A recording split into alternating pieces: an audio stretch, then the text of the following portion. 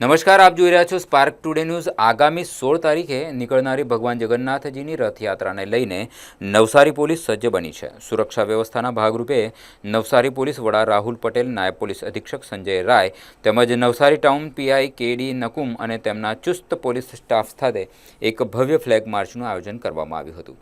આ flag March Navsari station વિસ્તારથી શરૂ થઈને ફુવારા, ગોલવાડ, ટાવર રોડ થઈને ટાઉન પોલીસ ચોકી ખાતે પહોંચી હતી, જ્યાં રેલીનું સમાપન થયું હતું। રથયાત્રાના તમામ રૂટો પર સુરક્ષા વ્યવસ્થા સુદૃઢ કરવા માટે પોલીસ પ્રશાસન દ્વારા ડ્રોન ટેકનોલોજીની મદદ લેવામાં આવી હતી અને ડ્રોન વડે સમગ્ર રૂટનું ઝીણવટભર્યું નિરીક્ષણ કરવામાં આવ્યું હતું। ફ્લેગ માર્ચ દરમિયાન ગોલવાડ ખાતે આવેલા ઐતિહાસિક રણછોડજી મંદિર પાસે પોલીસના ઉચ્ચ અધિકારીઓએ મંદિરના ટ્રસ્ટીઓ સાથે ખાસ મુલાકાત કરી હતી। રથયાત્રા દરમિયાન ટ્રાફિકની કોઈ સમસ્યા ન સર્જાય અથવા અન્ય કોઈ મુશ્કેલી ઊભી ન થાય તે માટે ટ્રસ્ટીઓ સાથે રૂબરૂ ચર્ચા વિચારણા કરવામાં આવી હતી અને જરૂરી વ્યવસ્થાઓ અંગે સૂચન આપવામાં આવ્યા હતા। નવસારીમાં રથયાત્રા શાંતિપૂર્ણ અને ભક્તિસભર માહોલમાં સંપન્ન થાય તે માટે પોલીસ તંત્રએ કમર કસી લીધી છે। અમારું રણછોડજી મંદિર 202 વર્ષ પૌરાણિક મંદિર છે અને ગુરુવારે સાંજે 5 વાગે અહીંયાથી જગન્નાથજીની રથયાત્રા નીકળવાની છે।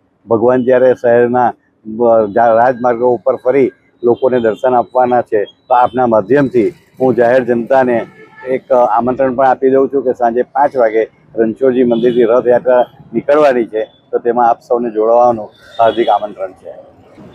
સાંજે પ્રસાદની વ્યવસ્થા રાખેલી છે। ગુરુવારને સાંજે પોલીસ પ્રશાસન જોડે વાત થઈ ગઈ છે। અમારા કંઈક પ્રશ્નો હોય તે રજૂ કરવાના માટે એમણે જણાવ્યું, તો અમારે તો એવો નાનો રૂટ છે, ટાવરથી મોટા બજાર થઈ 5 અટી થઈને નગરપાલિકાથી ચાંદની ચોક થઈને પાછા નિજ મંદિર જ અમે પરત આવીએ છીએ, એટલે અમારા તો જાહેર માર્ગની ઉપર કોઈ બીજા પ્રશ્ન નથી ને છતાં ટ્રાફિક વ્યવસ્થા જળવાઈ રહી તેની માટેની વ્યવસ્થા કરવાનું જણાવવામાં આવેલ છે।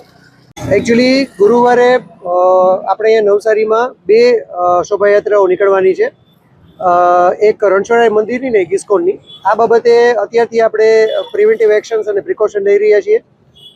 આજે ફ્લેગ માર્ચનું આયોજન છે, આવતીકાલે પણ ફ્લેગ માર્ચનું આયોજન છે, સાથે આપણે ડ્રોનનો પણ ઉપયોગ કરીએ છીએ અને જે કોઈ રૂટ ઉપર આવતા HS MCR છે એની પણ આપણે વેરિફિકેશન અત્યારે હાથ ધર્યું છે।